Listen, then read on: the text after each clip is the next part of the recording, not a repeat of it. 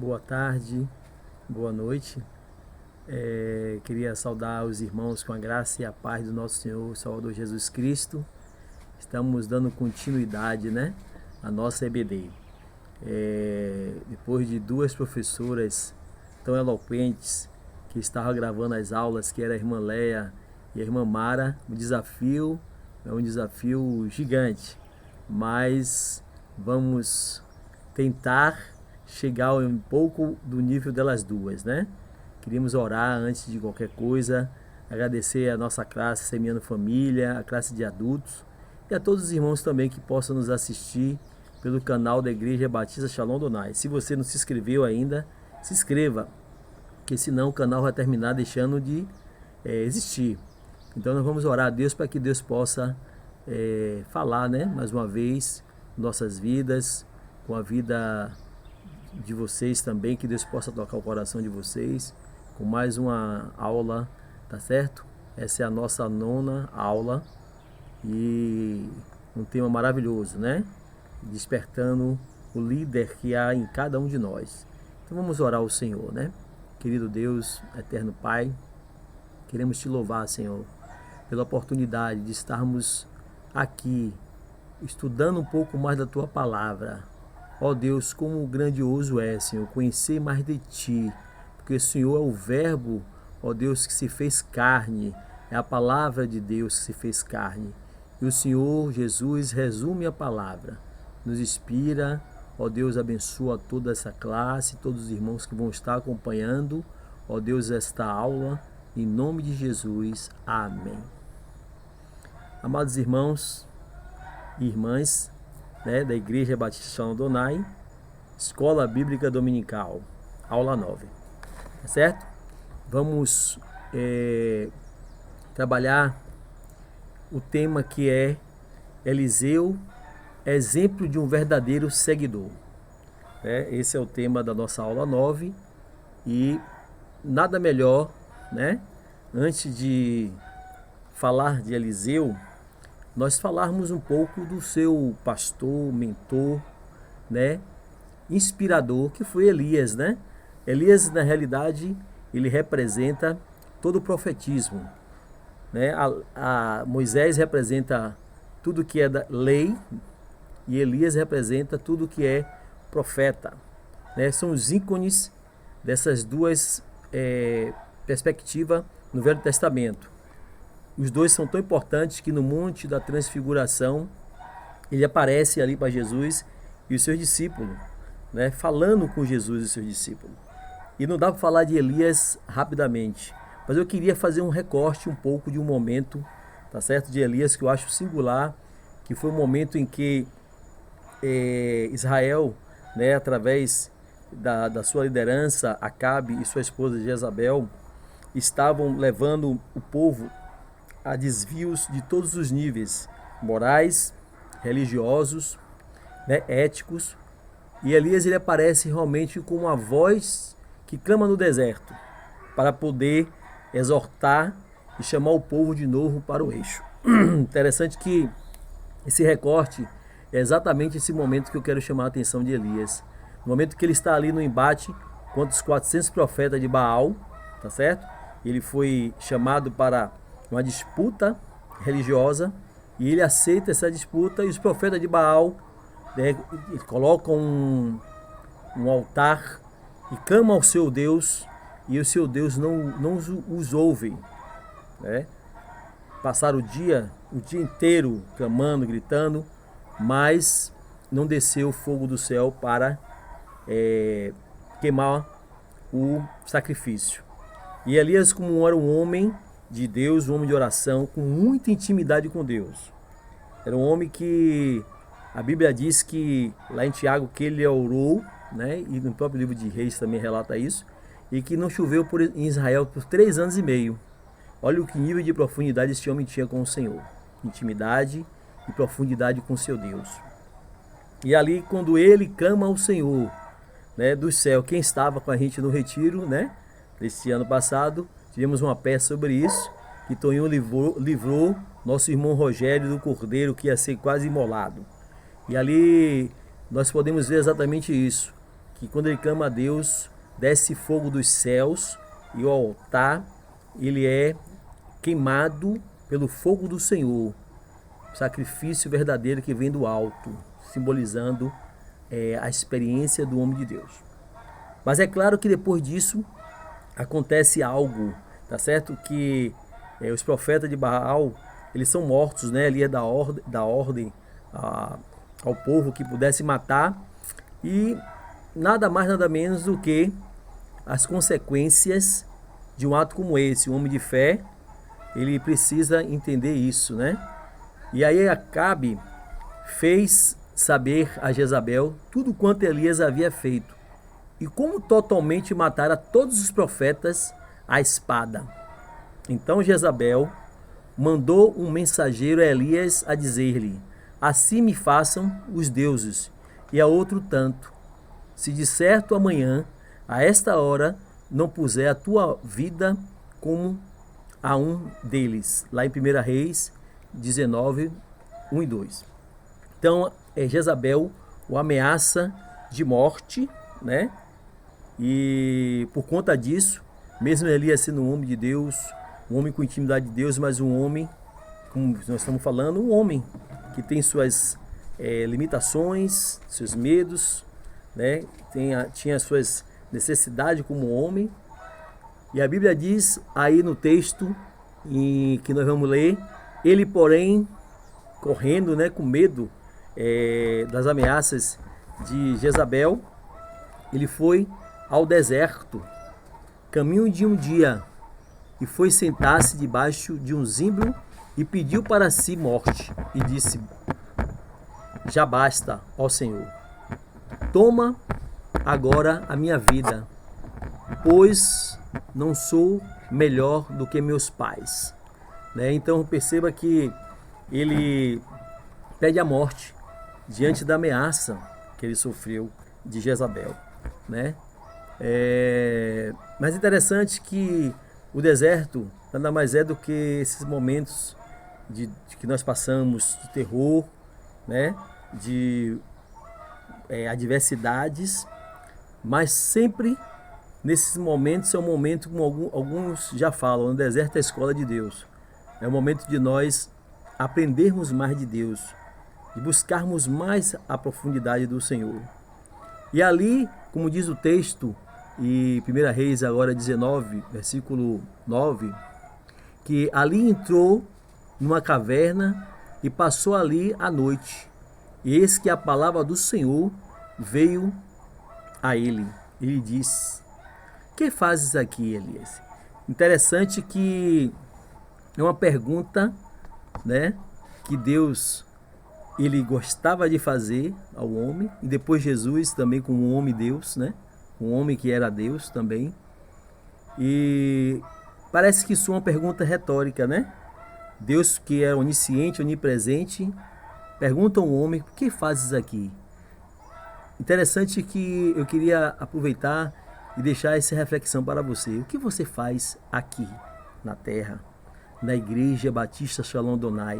O que você tem feito aqui para mudar a história deste mundo tão perverso, tão idólatra, tão perdido? É a pergunta que Deus faz para você. Interessante que Deus, em outros momentos, ele faz esse tipo de pergunta. Ele fez a Adão. E aí eu queria chamar a atenção. Deus pergunta após o pecado de Adão e Eva, né? Deus pergunta a ele: onde estás? Como se Deus não soubesse onde ele estava. Talvez Deus estava perguntando onde estás no sentido emocional e espiritual. E outra coisa que me chama a atenção desse texto, né, de Gênesis 3:9, Deus faz essa pergunta a Adão. É interessante que Eva, que foi a pessoa responsável por Adão pecar, segundo ele. Mas perceba que Deus pergunta a ele. É a responsabilidade do homem, tá certo? Como cabeça do lar, assumir o seu papel. E Deus perguntou foi a ele. E Deus pergunta a você, meu irmão, minha irmã, né? Onde estás, né? Interessante que a mesma coisa ele fez a Moisés, né? Ele pergunta a Moisés, que é isso em suas mãos, né?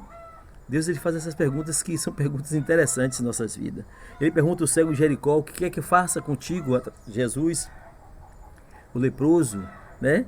O que queres que eu te faça? Ele pergunta agora: o que queres que eu te faça?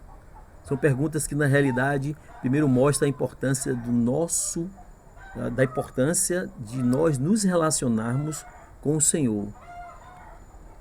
O Deus que nós servimos é um Deus de amor, que Ele quer que nós o amemos.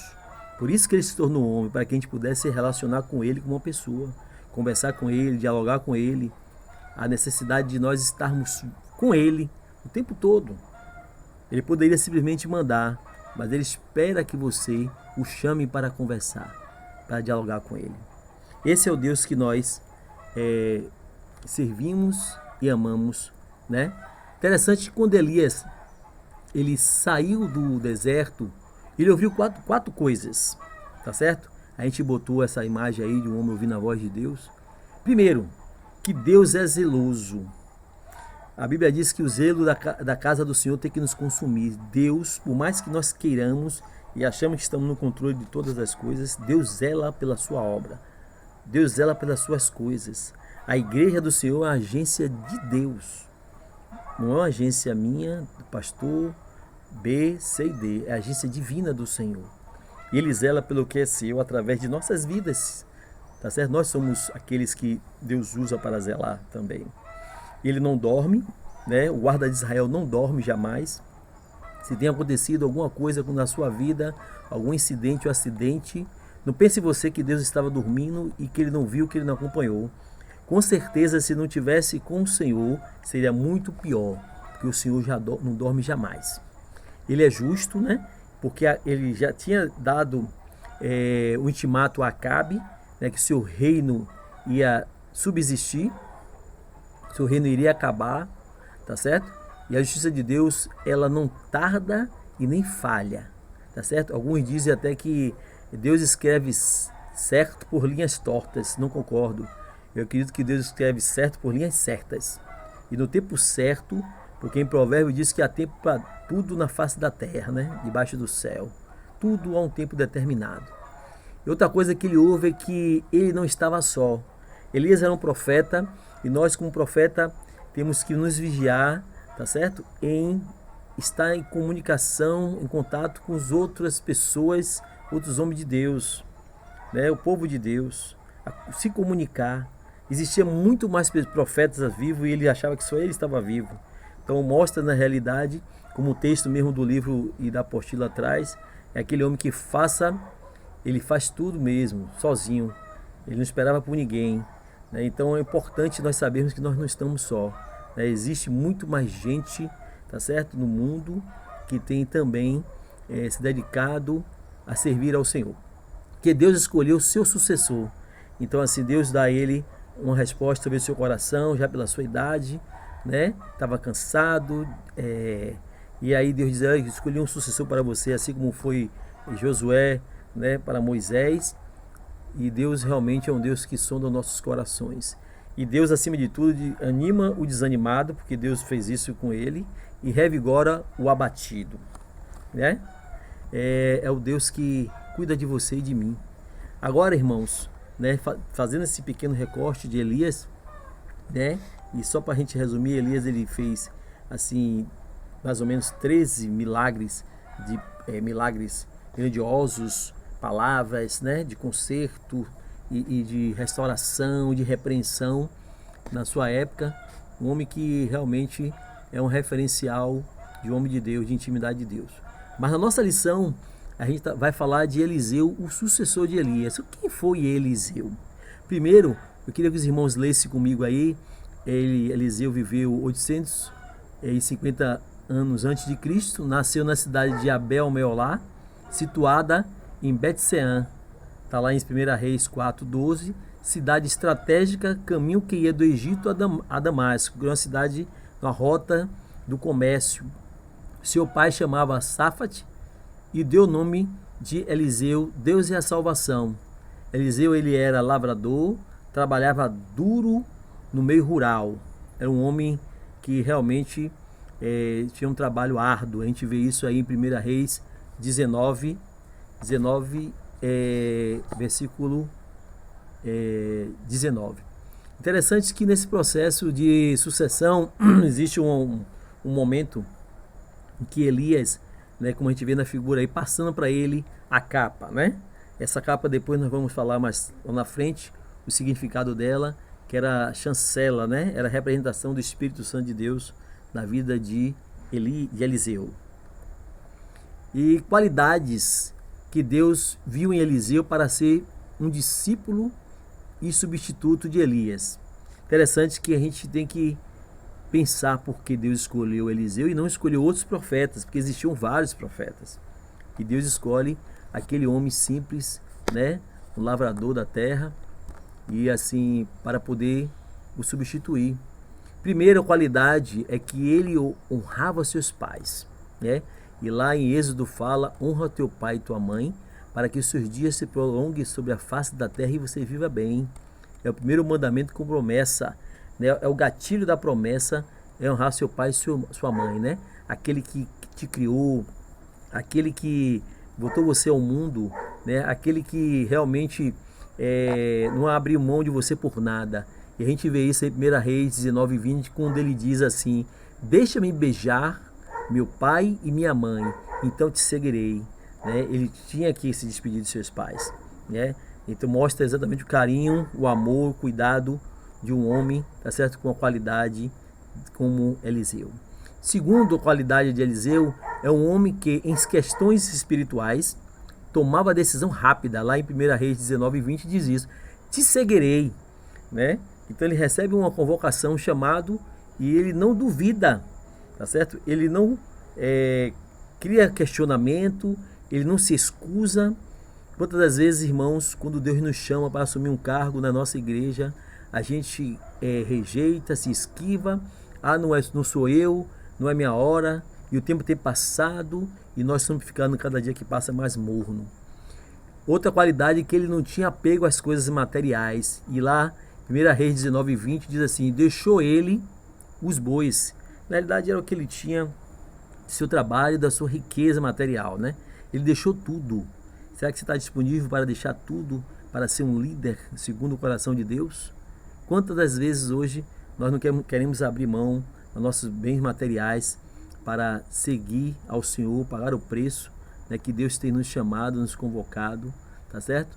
Mesmo assim, Deus é fiel e Deus nos honra, né? Outra qualidade é que ele rompeu com o seu passado, né? Ele enterrou o velho homem e seguia Elias e o servia, né? Servir. É isso que Deus nos chama, para servir, tá certo?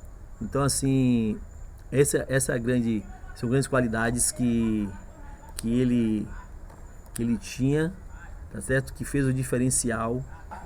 O caminho para a unção dobrada é a resiliência e persistência. Tá escrito isso aí, foi o pastor Eldo que escreveu. E aí nós temos esse momento, que é um momento singular, né? É o momento em que Elias ele é arrebatado aos céus, a figura mostra isso. Eliseu, na realidade, ele teve a oportunidade, diferentemente dos outros profetas que seguia também o Elias, né, de poder testemunhar algo que seria mais tarde chamado de o arrebatamento. Isso foi um test drive de Deus para mostrar o que vai fazer com sua igreja em breve. Não sabemos se vai ser agora durante a pandemia do coronavírus ou será um pouco posterior a isso. Mas temos visto, tá certo, que esse momento tem se aproximado. Interessante que aí está em 2 Reis, né, essa história, 2 Reis 2, de 1 a 11. Eliseu, tá certo, diferentemente dos outros profetas, ele não aceitou deixar seu líder, mentor e mestre. Por mais que ele dizia: fica aí, né, não venha não, mas ele persistiu no discipulado, no aprendizado, na escola, tá certo, do profeta Elias. E o primeiro momento que a gente vê dessa história primeiro indo a Betel. O que é o Betel? Betel é a casa de Deus, porta do céu. Está no versículo 2 aí desse capítulo, né? Betel, na realidade, irmão, é a igreja. Como nós temos visto hoje em dia que pessoas que dizem que não precisa ir à igreja, não precisa congregar, e Hebreus 11 25 fala sobre isso, né? não deixei das vossas congregações, como são costume de muitos. Naquela época já existia gente que defendia isso. Primeira coisa que nós temos que ter responsabilidade, zelo, cuidado é com a casa de Deus. Se você realmente está no caminho da unção dobrada, do revestimento dobrado do Senhor, você precisa se importar com as coisas que pertencem à porta do céu, à casa de Deus. Depois ele indo a Jericó. O que é Jericó na realidade, né? É lugar de segurança, é lugar de estabilidade. Seria como se nós estivéssemos assim na nossa zona de conforto e ali ficasse. Alguns profetas que seguiram Elias pararam aí, né? Não conseguiram ir à frente. Por quê? Né? A estabilidade, a gente que é servidor público, a gente sabe disso, né? E a gente acompanha muito isso. Tem muitos servidores que depois que ele passa no concurso, ele estagna, né? Não estuda, não avança, ele não procura se dedicar, né? E se dá o melhor sempre, mas a estabilidade tem um lado ruim, né? Ela é boa porque gera a gente uma segurança, por outro lado, gera uma estagnação. E assim, quando ele passa de Jericó, ele disse, não, eu quero mais. Eu não vou ficar aqui simplesmente parado, né? Porque eu já consegui ter essa experiência até aqui neste momento. Aí depois, terceiro, indo ao Jordão. O que significa o Jordão, né? Jesus foi batizado no Jordão. Naamã, tá certo? Ele precisou descer ao Jordão. O Jordão, na realidade, não existe nenhum milagre na água do Jordão. É um rio como qualquer outro. Mas como ele é mais baixo do que o nível do mar, e é exatamente isso que quer dizer o rio da humilhação, né? É matar o velho homem, tá certo? Como está aí no versículo 7, né? É esse momento que nós vamos ao Jordão, é o momento que nós precisamos entender que importa que a gente diminua e Cristo cresça na gente, para que a gente possa receber a unção dobrada. Interessante que a unção dobrada é exatamente o poder de Deus dobrado, né? Nós catalogamos mais ou menos de 13 milagres é como se fosse uma conta assim, 13 milagres de Elias. Eliseu fez 16, né? Quando a Bíblia fala que ele orou por 3 anos e meio, não choveu, já Eliseu foram 7 anos. Então assim, Deus deu a ele essa unção dobrada, né? Porque ele conseguiu caminhar em direção ao discipulado, né? A ser uma pessoa simples, humilde e obediente à palavra de Deus, né?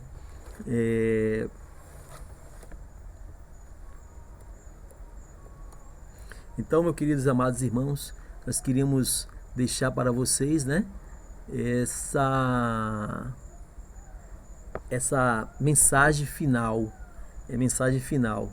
que é uma conclusão, né, de tudo que nós falamos, para que nós possamos ser um líder segundo o coração de Deus, né, um modelo a seguir.